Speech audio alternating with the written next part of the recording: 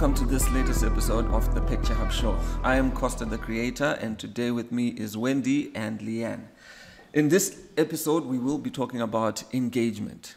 The Picture Hub Show is a show where we talk about content creation. We get to sit down with creators and brands, and we talk about the business behind creating and the logistics behind creating.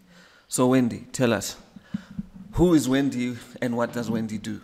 Okay, hi guys. So I am a food content creator. I do recipes, like everyday recipes, and I'm mostly on Instagram because I find it, I like it more than any other platform, but also on YouTube, and partly on TikTok. But yeah, TikTok is the pizza of the internet. So, don't say that. No, I do not like TikTok, and yeah. I also, what else do? I try, like you said, the business of content creation. I try as well to monetize it as much as I can. Work with brands here and there. Work with individuals. I do individual cooking classes. That's basically it.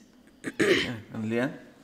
Hi, I'm Liane. I'm a content creator, a social media strategist, and just like a creative. I am mostly on Instagram. That's my playground, and TikTok, YouTube, not yet, but coming soon.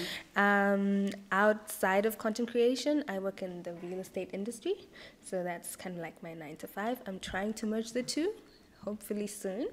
But yeah, I'm so excited to be here. Thank you for having me. Okay. So, do you think it's a generational thing about Instagram, like? Being so popular. Yeah. Being popular. Because I know, like, I'll give an example. For me, it's my preferred. I don't know why. Maybe it's designed. Maybe it's the generation I'm part of. It's like my preferred outlet. I think it is. I think it is generational because the generation before us was all about Facebook. And they still are about Facebook. I'm so surprised. It's like, sure, that people are big on Facebook right now. Wow, guys, this platform is still relevant. It is to a certain age group. So I think for us, this is like our main app that we create on, that we connect with each other on. But aren't we missing out though? That's how I feel. I feel like if I had started doing TikTok when it really But is it too late though? No, it's not. It's just that there's people who are doing better, so you feel more pressure. So for me, my challenge, because what I do, there's only so many ways that you can cook sadza and mafeji. No, but we want to know how Wendy does it. Yeah, but the challenge I've had is you get a content creator who does Zim food. They may not be in Zim necessarily. Then they're big on TikTok. So you come up trying to do your thing as well. And half the time you feel, for me, I feel a bit of like imposter syndrome. A little bit. But on Instagram, I know Instagram is my thing. I just, maybe I'm delusional to an extent. But I feel like in Zim right now, people who live in Zimbabwe who get to experience Zimbabwe. Because Zimbabwe, living here is like an extreme sport to start. So if you're in Zimbabwe and you're creating content, for me, like my kind of content, I don't know anyone else who has had as many numbers as I do currently. What are your numbers? Just a question. They're huge. No, they're not. That's great. No, I think I'm about to get to 65,000 on Instagram right now. So I think because you know what? I don't know if I'm getting off topic, but my point is, I'm more comfortable on Instagram because I know this is my domain. This is it. When I go on TikTok or other platforms, I feel like I'm just trying to be like somebody else. And it's not me. And the audience on some of these platforms, they're really mean. Like TikTok people, they are mean. They just write whatever they're thinking. I have a friend who sells clothes, like a friend of a friend. And she did a video and she had a voiceover. And people were saying nasty things. You look nice when you're quiet. Oh, you shouldn't have said anything. You should. I'm like, you can think it, but don't say it. Why are you even saying that I'm another person? But that's TikTok for you. At least that's been my experience with TikTok. That's why I don't like it. I love TikTok. It's carefree. You don't have to make it perfect, which I think people like because they're so used to the curated, edited, that's Instagram perfect content. And so TikTok came along and they're like, no, I just posted a daily vlog. Even the quality of the videos, it doesn't have to be in 4K. They don't care. They will literally compress it. On the other side of the internet. Yeah. So engagement. I like what you brought up about how sometimes you're concerned about how people respond. Just to take it a step back, what do we define, or how do you define engagement? For me, engagement is mostly, what's the most important for me is comments. Comments, likes, saving, I don't see how many people have saved. Reshares, I don't get to see how many people have reshared. But when someone goes out of their way to leave a comment on my content, it really makes me feel good. You know, sometimes you can take, because if I'm cooking like a normal meal, it takes maybe an hour. But if I'm cooking to film, it takes maybe 2 hours. So I put 2 hours of work into doing that, plus editing. Then someone, just one person shows me that they like it. For me, that makes all the difference. You just feel like, you know what? Someone appreciates, it's worth it. For me, I think it's psychological, but for me, for me, that's it. And then you get, once in a while, you get that really long message. Oh, Wendy, we love what you do so much.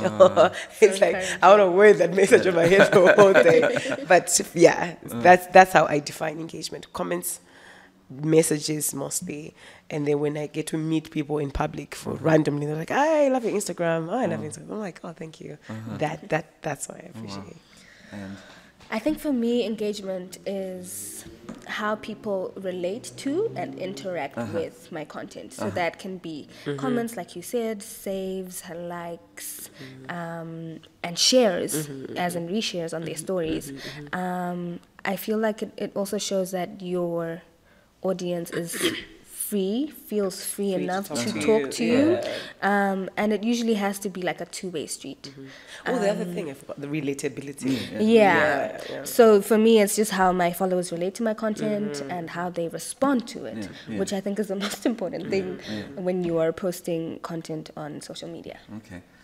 And I think for me, I take it in two main ways. I think it's the comments, it's the likes, the shares, the retweets, but then also another element is the response in terms of physical engagement offline. If you say something, if you sell something, do people come and buy? Do they engage? Does someone then eventually call you? You know? Okay. This has been my experience. When you introduce yourself as a creator for some time, then after a while you then start sneaking business in there. People don't like that. I don't know why. Why though? I've like noticed. The engagement just goes they don't as like soon as they see that it's a paid partnership and you're getting paid. You see, you can do a video of the same recipe, but it's not a paid partnership. You get more comments, more engagers, whatever. Then you put T and Pick and Pay on that post. People don't like it. They really don't. I don't know why. I have Could no it idea. be that it's us needing to develop a new way of communicating, especially when it comes to the brand? To say you've kind of mastered, because to get to 65, I mean, that's a lot. Even though you say being humble, but there's a way that you mastered how to communicate. You probably have things that you know. Okay, if I show this, I don't get as much people commenting and like.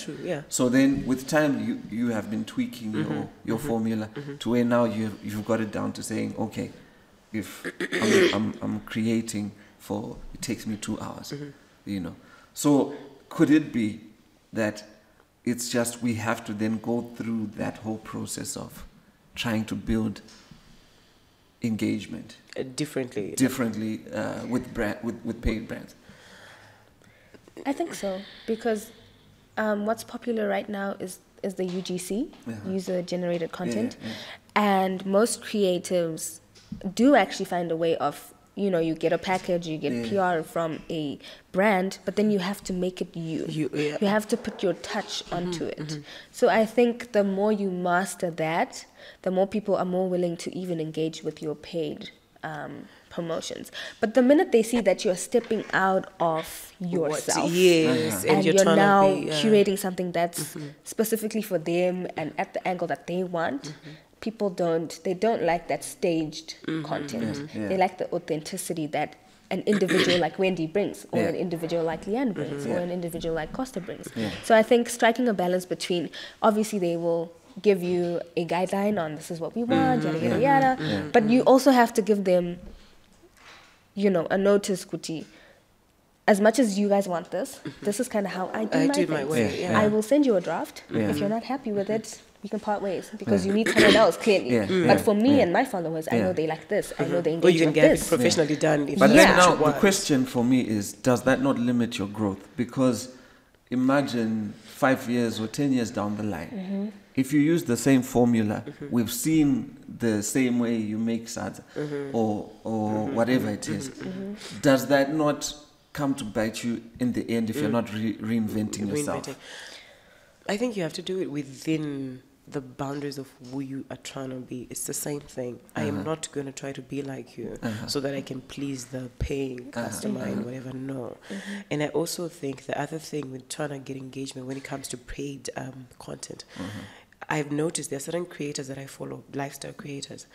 We used to follow each other when they started, and you could see the growth and whatever, and you liked their daily content. Then at some point, someone feels like they're too big for Instagram, so they go quiet. They only post when it's a paid, So it gets annoying at a point, and it's just like, you know what, I'm muting this person because all their posts, they are sponsored.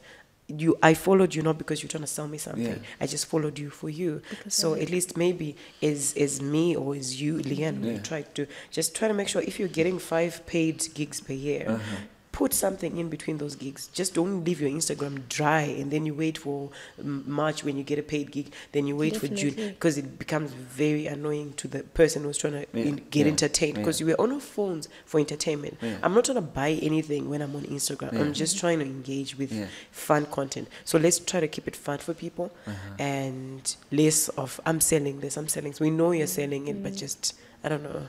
Does that make sense? Yeah. So what tips could you give in terms of, I know you said you sell some products. What tips would you give in terms of engagement to get that online engagement to translate into money? Yeah. Right now? Do you want to go first? Oh, no, you can go first. I'm sure you've got an answer. I do not, because I'm still trying to figure it out. I think the trick with engagement is being a person who is approachable, who your followers feel I can genuinely post a comment, relate, ask questions, and this person will revert back that information that I'm asking. A mistake that a lot of creatives make is just posting content, you leave it there, and you don't engage with your comments. People saying, oh my gosh, this is lovely, where can I get this, that kind of thing. You're not giving back that engagement. It's a two-way street.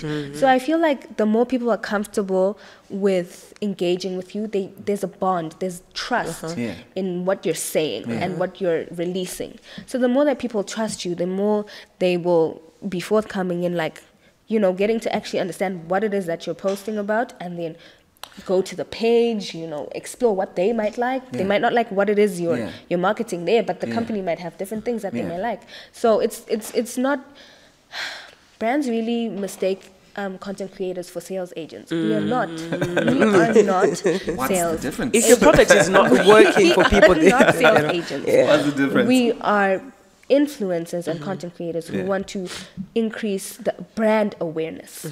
If you are generally making a product that does not sell, my brother, it's not going to sell, no matter how many times I talk about it. If all the other big creators post it. If there's no value in what you're making or what you're selling, no one is. I might highlight a few things that I found helpful, but no one is going to want to go out of their way to buy your product. So you can't put the whole burden onto me. You also have to make sure you're creating something that's useful. You know, I reached out to this other brand, and they gave me a lot of their product. Initially, it was just, we'll give you the product, and then you try it out, and then let me know what you think. That's what the guy said. And I did take the product, and I tried it out. I did not like any of it. Did you give honest feedback? See, that's the thing. I went quiet. I probably liked the basic stuff, like there's only something. Okay, they say salt. It's just salt. It's just sugar. But then it comes to like mayonnaise. If I don't like your mayonnaise, I don't like your mayonnaise. So I just kept it and I went quiet. And after a while, he gave me a call. What did you think? And whatever. So me being me, I said I loved the salt. I loved the sugar. It was really nice. The mayonnaise, I'm not so sure. It's not for me. The tomato ketchup, it's really not for me. I feel like I know this brand. and I feel like it was one of those brands that were really open to working with creators. I'd been the person who's so eager to just make money from them, I would have said, you know what, give me the product, I'm gonna market for you.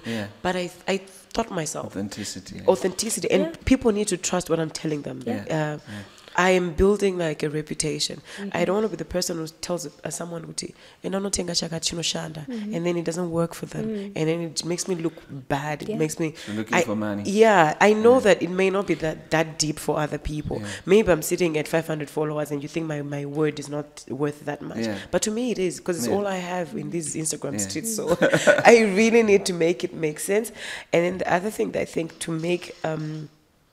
to help improve engagement, like you asked, how I can then translate my engagement or my followers into money.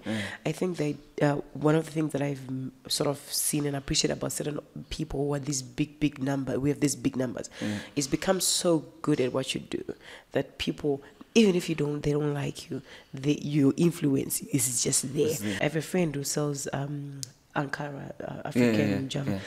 A couple of weeks ago, she posted a picture. She was just wearing this dress. She told me, Wendy, you won't believe how many people called. My phone is blowing up. People are calling me looking for that dress. So they may not necessarily comment on her stuff because they want to look at their fans, but they want it. So I think just become the person. You're so exceptional. Even if people don't like you, they can't deny that you are that good. I think that's it. And then just to bring it back to what Liane said, where you said engaging with your audience, commenting. My question, and I'll pose it to you, is you've got 65,000 followers. You're getting, on average, how many comments? No, it's not there, not that many. Okay. Well, let's say if the video is really nice, because this one today I've killed it. You get maybe 20, 30 comments, but they don't all come at once. They'll trickle in maybe over the first 3 days of the video going up, and I can still manage to respond to all of them. I try to respond to as many of them, unless it's negative or it's that's nice. Sometimes if I'm feeling overwhelmed, they just leave a like or a heart, but I try as much as possible. Messages, I'll try to respond. If it's polite, if it's not no, I mean, if you're polite, I'll try. I'll try. Also, I guess it doesn't matter that you respond instantly or maybe within a specific period. It does make sense if you respond within a day or two. I mean, you can't be responding after 2 weeks. I think for me, a week. Really? A week. I won't wait for because you will post maybe on a Sunday night, and then Monday to Friday, you are busy with other things. But I always like to acknowledge and then leave a comment back. So a week is the max. After a week, I feel like it's too late. Why am I even commenting back? The person has already forgotten about because you know what happens sometimes with content? It hits waves. Yes, true. There is a time, even on TikTok especially, TikTok can just start pushing one video, like old video. And then you start getting, I mean, 1 week from when the person posted the comment. That's my So what if standard. it's like a new wave and you posted the video or whenever? Like, I'll give you an example. It happened to me. So I try and post on like a lot of platforms. But the problem with doing that is it's like a whole job, just posting. And then There's a lot that goes into it, and then I had one piece of content that blew up and I didn't notice. Because I'm too busy trying to post on. Maybe you need an assistant for that. Just for that. So you know what happens? So on this platform, TikTok, I also used to be like, but then I just thought, you know what? There's an audience, just post. Then I had a piece of content blow up on TikTok, and then there were like so many comments. Sometimes there's notifications, and I see like there's like a lot of them on one of the buttons. Then I click and it's like, oh, how much? Where are you based? And I'm like, oh, shucks. You know, and this is like maybe over a week later. I just respond. You know? It's funny though, because TikTok doesn't really push like the this person comments, yes. this person commented, this person liked, especially when it's booming like that. They tend to mute the crowd. So for you to actually notice, you have to go to your look for piece them. of content and then I notice don't that, struggle with that. I don't have a TikTok. The thing with And TikTok after is trending sounds. Yes. Trending Yes. sound. If you pick a trending sound, they're gonna push your video. Yeah. If you pick a sound that you just that you like, or that you like, and or you like, that's my thing. I just It put stuff that I won't like. Yeah. So with Because TikTok, even for me, the content that popped was a trending sound. you see now. Yeah. So it might not trend when you post it, but it becomes a trending sound, and then all of Later a sudden on, your video gets more traffic. Oh, okay. So that's the trick with TikTok. Okay. Then Thank you. the next question is, can you buy engagement? Oh, No. that does not work. And You are that's just- how you can see that this person Watingama likes. And you know what happens? You run a risk which you get shadow banned, especially with Instagram. You can buy your followers. It's just 1,000. Well done. Unombo shanda. Then after a while, your account just stops growing. I know Are people you coming. It serious? stops growing. You stop getting engagement. Only going to 2 years, uripa 1,000 followers, and that's it. Because No matter what you do. Yeah, I don't know how they do it, but once they catch you, it's over for you. So you better just you're better off not doing it. But I don't think you can, because you can't buy.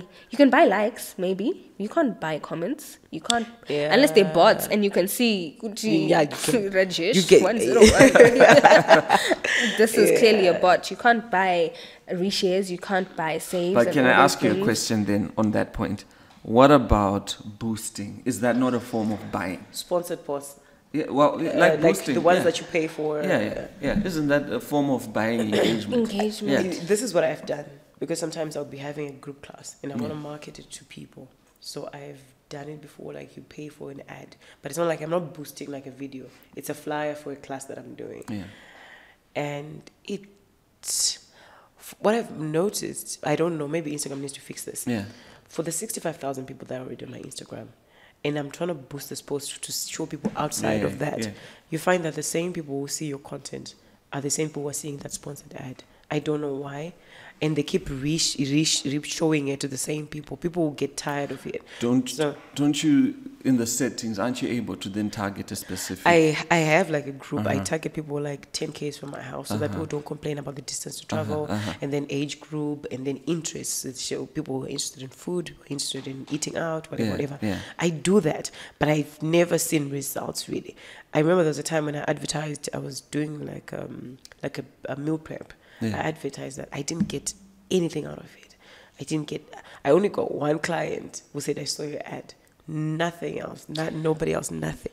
I don't know what. Maybe it wasn't appealing, but I've since stopped. I realized it doesn't I work think for to me. answer your question, there's a difference between reach, the audience, the number of people who are going to see a post, and engagement. Yeah.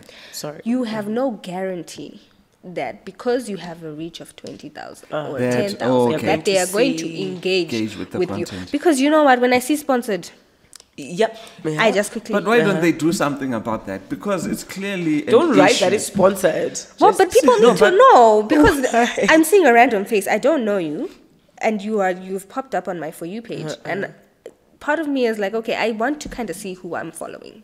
I'm not really 100% for ads, and the way they are pushing them and forcing them down our throats.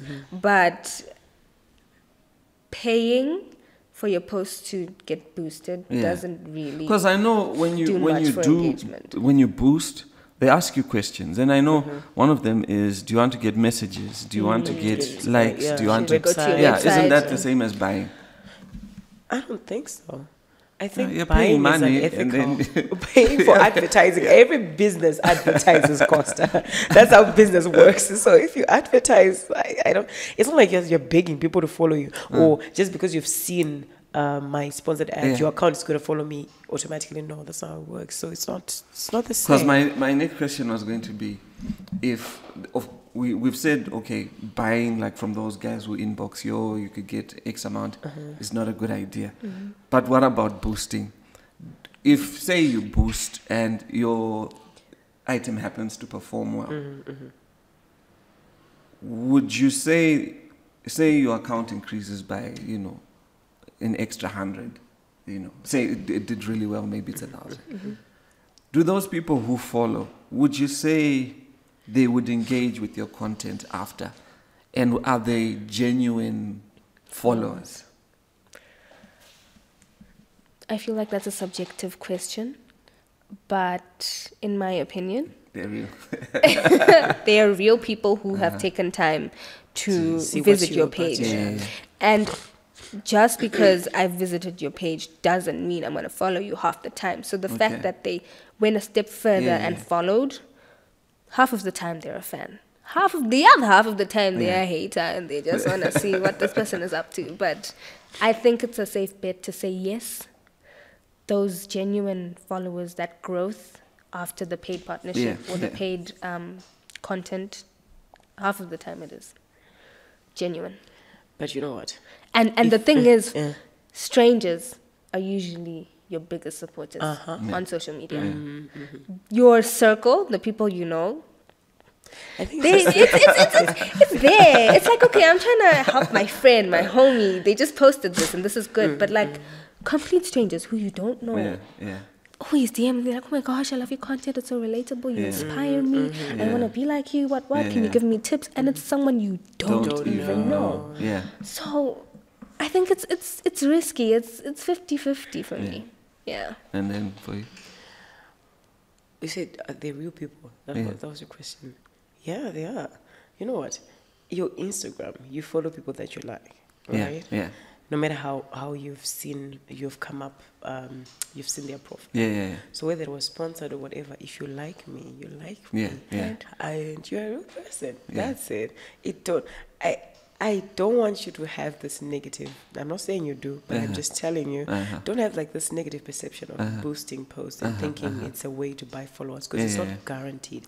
There's a lady, I know, I've seen her in person and I know what she does. We sort of do the same thing. She always had sponsored ads going on. She always does like nice professional photo shoots. She always like nice stuff. She's been sponsoring a page for like a year now. She's still at 1,000 followers, and I always check, is it working for her? Because I'm sure she's really putting money into it. So if people follow you because they've seen your sponsored ad, it means they like you. They're not following you just because they've seen you, because you can be sponsoring your page for 2 years, people won't follow you. If they don't like it, they don't like it. So now I guess it's down to quality. And authenticity. And like you're saying, authenticity. We are so sick of people who have, sorry, no offense, but people who post photo shoots all year round. We just want to see a picture that was taken by a phone. We want to see in your house. We want to see you just do normal stuff. Go for a drink. I'm not trying to see you wearing this expensive whatever. That's not what I'm on Instagram for. I just want to engage with people. And I think just to add on to your point, most creators have a niche. As in a general type of content that you create. So if that's what originally makes you popular, and then you stray away from it and start doing something completely different, or you start making it too perfect to the point that it loses the authentic, message that you were portraying before, you lose engagement, you lose followers, because people don't relate the way they did to the original niche that you were posting. I think that's the thing, like with TikTok. Maybe that's why TikTok is doing so well. Because you don't need to try so hard. You don't need to. I remember when Instagram started, we were in college. You really needed to get the outfit right. You needed to get the lighting right. You needed to. It was aesthetics. Aesthetics.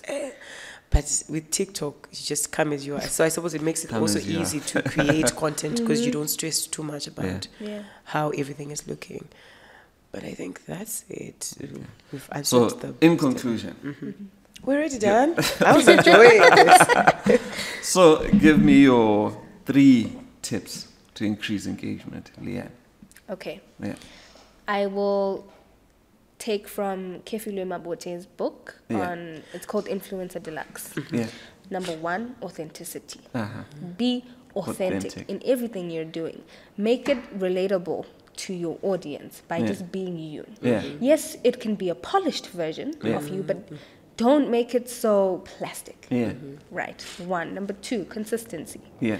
If you're consistent in posting, the more people see your content, the more they're more feeling like I can relate to this and I can engage with this and I can share this. Yeah. So number two is consistency. Yeah. Number three is do what you love. Don't, because it reflects in your content. So if people see that you genuinely don't like what you're doing, it reflects and they won't really engage with your content. But creators should definitely read that book. Kefi Lewis's book is very educative. But yeah, those are my three. So authenticity, do what you love, Consistency. Yeah. Okay. And then I think that's it. I promise you. I was going to say the same thing. With authenticity, don't try to be like Costa, because Costa is Costa. You are you. You are, it's that simple. But I feel like sometimes copying helps, eh? I'm telling you. Getting inspired by Costa and there's a trying difference, to be like Costa are and the different. thing is, we can see it we can see it. Why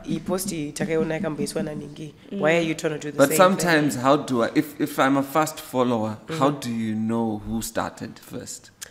Well, I don't know. I suppose it's subjective. No, but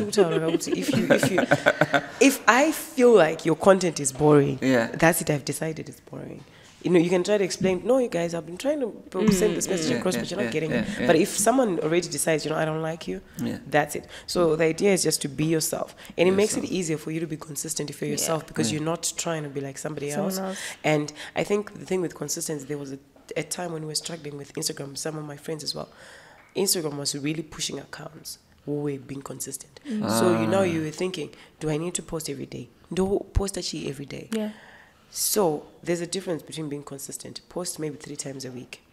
Then if you're posting 5 days a week, yes, we'll find the algorithm in Instagram, but you're just now annoying me because my feed is full of your stuff. I don't want to see your stuff all the time. So I mean, just striking a balance between posting often, but not too much. But then now, is this empirical or it's like a feeling? Is it based in? This is a feeling. Costa, if you're posting 10 pictures at once, I'm blocking you. I promise you. That's it. I think you can take advantage of using the different types of content on Instagram. So maybe now it's a matter on your of quality, stories, you can be posting like a daily thing. And then on your feed, it can be like less consistent. But just having your presence, people seeing you somewhere is a good thing for engagement. I wanted to add one more. Be open, be approachable. Because remember that this is a relationship these are relationships we're building with our followers. So if you're someone who's so uptight, where I'm actually scared, if I ask this question, would I get a response? Or will I just look like a clown on your page? And it boosts your self-esteem to see all of these comments, but you have to remember that behind that comment is a person who also has, feelings and also wants to feel acknowledge that I see you, I see that you're following me, I see you that you're relating, so be open. That's the other one. Saitama superstar wana Costa. Don't make yourself a celebrity too much. Love your content, but talk to us, the fans. That kind of thing. Just be relatable. Okay, be relatable. What else? Flex. Let's flex a little less. What if people are here for the flex? Sometimes we are there for the flex. There's certain people that we just follow, but it depends with what you're trying to do. If you're then trying to monetize your content and then approach brands and whatever, they're gonna look at you like, ma'am, you don't seem to need us. So what's the value that you really bring besides? And people are not engaging with you because you are so untouchable. And I think that's it. Right. There's something else I wanted to say, but it keeps slipping my mind. So. So this brings us to the end of this episode. Thank you, Wendy. Thank you, Liane. And again, just let the people know where they can find you if you're selling anything or you want people to. You can go. Start with me. Wendy, Eat with Wendy on Instagram, Eat with Wendy on TikTok. Let's try to push this TikTok. And then Eat with Wendy on YouTube. That's it. Selling, don't worry, Costa. Today I'm not here to sell. I was just here to enjoy this. For me, it's at Liane Liane.in on Instagram, Liane.in on TikTok, Liane.in on YouTube, but I don't have anything there yet. Facebook, I'm there. But yeah, TikTok and Instagram, that's where you can catch me. Right, cool. And thank you for tuning in. Catch you in the next one.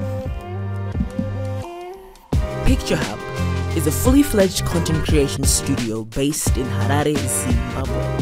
At our core, we are storytellers with a focus on film production, photography, and voice recording. We believe that the essence of any organization, corporate brand, or individual is a well-curated story. Our passion lies in bringing these stories to life authentically with undeniable excellence. Our portfolio includes television commercials, web series, documentaries, podcasts, and voice recordings. For more information, visit our website www.picturehubzim.com or email info@picturehubzim.com for inquiries.